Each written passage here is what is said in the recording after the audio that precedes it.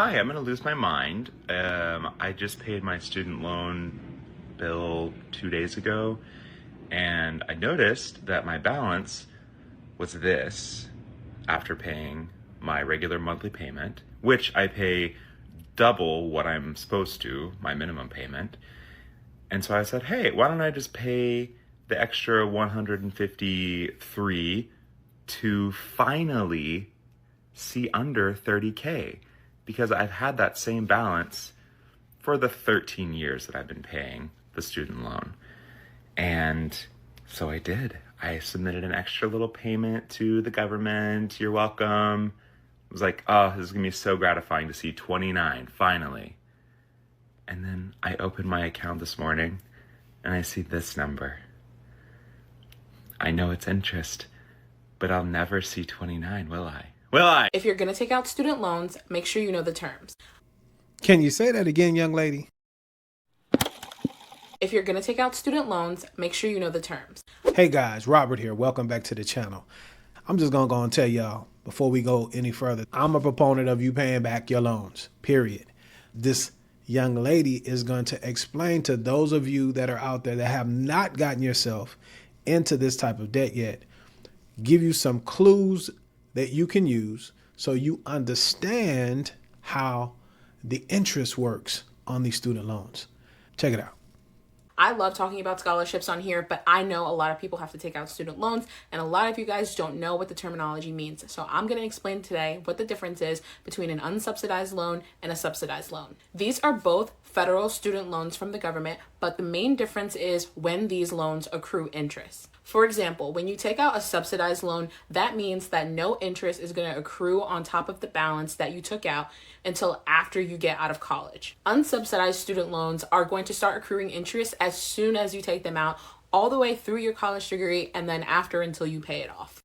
The government wants to make money. So because subsidized loans, they don't charge interest on, they don't really make any money from it. So that being said, they do put caps and limits on how much subsidized loans you can have. Even though unsubsidized student loans do accrue interest, the interest rates are lower than that of private student loans. Knowing these little things really helped me decide and structure how I was going to pay off my loans, and I even started paying some of my student loan interest while I was in college. Don't go in blind, read your contracts, read the contract that has your student loan agreement in it, and make sure you understand what you're getting into and who you are expected to pay after graduation. Who thinks $7,000 is a reasonable monthly payment amount for student loans? I was completely shocked. I'm a pharmacist. I have student loans. You've probably seen the saga on my TikTok about this. With all of the recent legislation, I just went through StudentGov's website and did some loan simulation. Thank God for income-based repayment, but I just wanted to show how unreasonable it is to have standard repayment only. So in the new proposed bill, there's going to be two forms of repayment: standard repayment and the RAP, repayment assistance plan. If you're already in repayment, then the plan that you're in, you can stay in. So it'll only affect new borrowers, or I believe after July of 2028. But I just wanted to see what potentially my options would be.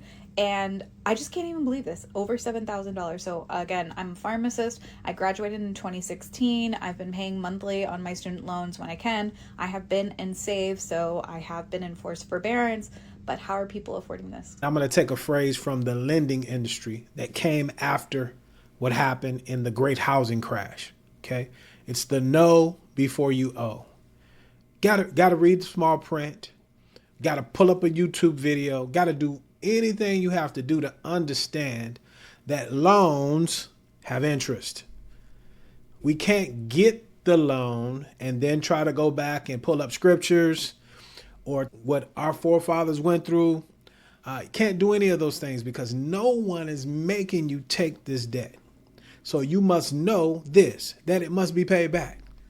You must know that the money that you borrow is going to be a good investment, meaning that you're going to go to school, you're going to invest in yourself, your most valuable resource, and when you're finished, that degree plan or whatever you went to train for is going to be around and producing money. That's on you. That's on me. That's on us. And so if you have kids Make sure they don't go through what you went through. We can't continue to perpetuate the problem. And the problem is this: borrowing and not reading, not understanding the terms, because it comes with interest. Number two, subsidized, unsubsidized. One, there's no interest accruing while you're in school. The second, as soon as you take the money out, it's accruing. So you have to have a plan of action on how to attack that debt. You don't go get the debt and hope in a vote or something happens where you don't have to pay it back. Let me calm down, calmate, right? Because it just chaps my hide because I paid mine back, okay? And I didn't know what most of you guys know now. Facts. The second video, pharmacist, okay? Let me talk to some of you professional folks that went to school and borrowed all of this money, especially graduate loans. You could pay those loans off, okay? You have to have a plan, because anytime you get into any one of the income-based repayment plans, I know this for a fact, and this is what the first young lady didn't cover. You're not covering 100% of the principal interest payment. You're only covering a portion of it based upon your income. And if you continue to do that, if you're not in a public forgiveness type plan, which some of those are going away, and you're signing up to pay 20, 25 years and you're going to follow the program to the T, then you're going to pay back a lot more money. But you should be able to knock that off. So that's what I don't understand. If you're a pharmacist, since she was a pharmacist, why can't you pay off your loan? Because you guys are making, 175 plus? So I'd like to know that in the comment section, because maybe I got it wrong. Let's keep it moving. Hey, so this is probably the most vulnerable post I will have ever made in the history of time. And for those of you who this little blue halo is already triggering you, I'm so sorry. But I'm going to hopefully make you feel better. And I'm honestly having a weekly crash out. I need help from you as well. This is how much money I owe in student debt for my physician assistant degree. And before you go ahead and take out the phrase that is so commonly used, oh, but you knew how much you were taking out in the beginning. No, a lot of this has to do with interest alone accruing, while I am in a hell of a limbo of what we like to call administrative forbearance, trying to get into the SAVE plan. So I worked with a student loan counselor after I graduated, and I was told to consolidate all of my Direct Plus grad student loans to be one loan so that I could apply to the SAVE repayment plan.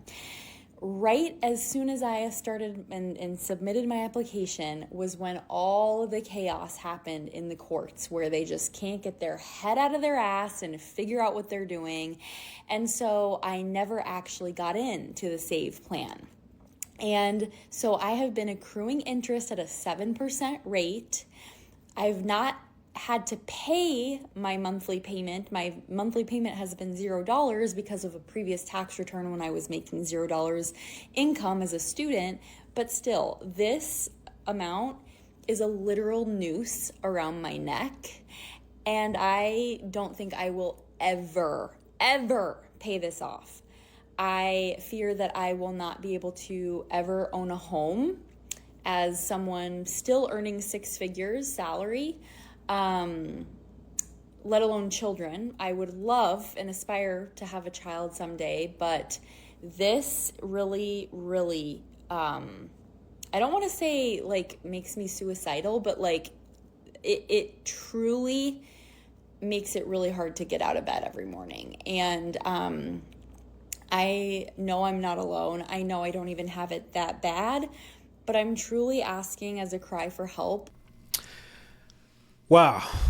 Okay, so yeah, I don't get it. Physician doesn't understand how loans work and is blaming, from what I'm hearing, correct me if I'm wrong, I'm sure you guys will, blaming the system because interest is accruing. It's a loan. Interest is going to accrue based upon what the first young lady explained to us about subsidized and unsubsidized loans. And if you're a physician, you're making money.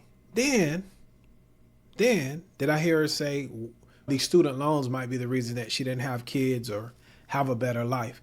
We got to pump the brakes. Okay, we got to pump the brakes. Stop passing blame to other people and entities and take ownership.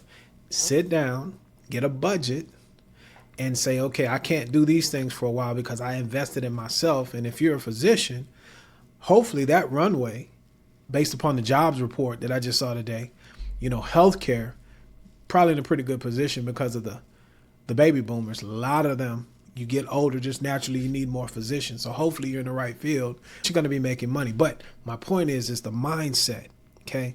Nobody owes you a great situation. We have to earn these things. And this is what I'm speaking about. You guys would be surprised at these comments that I'm getting. And I got a real thick, I'm built to last. I can handle it. But some of you guys are delusional.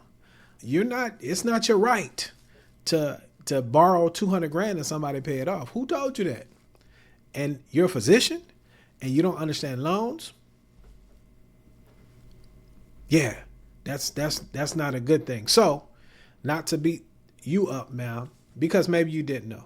But for those of you that are watching the video that have not put yourself in this situation, is college right for you? Should you borrow money, any money, because it has interest? It has interest and you have to pay it back. So if you don't understand those things, the best thing to do is not do it. And you're not less of a person if you don't get one of these degrees. Okay? Know thyself. Now, let's get some more help for those that are in student loans now and the rules have changed. Let's be proactive. I've spoken enough about negative stuff. Let's get some positivity so that you guys can take your current situation and move it forward in a positive direction. Check this out. This is an urgent student loan update. Here's the deal. I make free videos for you. I actually know what I'm talking about. And if you implement, it will help you and or your family get onto the property ladder. The only thing I ask is that you hit that subscribe button and the notification bell. So if you have student loans or if you already got them removed from your credit report or if they're in forbearance or whatever it is that you got going on with federal student loans, please tap in because I'm going to give you some news that you cannot refuse, okay? So just big changes are coming to the federal student loan repayment plans and it can affect your forgiveness, your payments, and your future, okay? The SAVE plan, the payee, and the ICR are being phased out by July 2028. A new plan called RAP, which is RAP, is replacing them, but it's tied to your gross income, not your take-home pay. And forgiveness can take up to 30 years, you guys, okay? If your loans are dispersed after July 1st, 2026, your options will be limited. Deferment and forbearance options will also be restricted after July 2027. Interest rates start back up August 1st, 2025. So now is your time to prepare, y'all. Do not wait for the last moment. Here's what you can do. Lock in your current IDR plan, your IBR plan, whatever plan you want that works for you. You need to lock it in right now. Contact your loan officer or servicer and explore your repayment or forgiveness options, okay, you guys? Don't wait. These changes will impact your long-term finances. So what's the plan, guys? For those of you that have student loan debt, whatever the size is, what's the plan? You cannot wait another voting cycle hoping for these loans to be forgiven because they're not. Get in one of these plans and then create a budget. Pay more towards the student loan. You got to have the mindset to, I'm going to get out of this debt. If you've not gotten into student loan debt, home loan debt, any type of debt, know before you owe. It's all about your numbers. You got to know what's going on. If you need help with that as it pertains to residential real estate, reach out. My contact information is in the pinned comment or the description below because you still can buy a home if that's what you want to do. There's rules in place that helps keep your debt to income ratio low. But if you miss payments, your credit is going to go to shambles. Don't listen to these folks online telling you credit don't matter because it do. It does. It matters. And you don't want to find out after you've messed up your credit that it matters because then your life is going to feel like it's in disarray. So, pin comment, description. My time is up. I thank you for yours. As I always say, guys, let's be good to one another Let us let grace abound. And until the next time, indeed.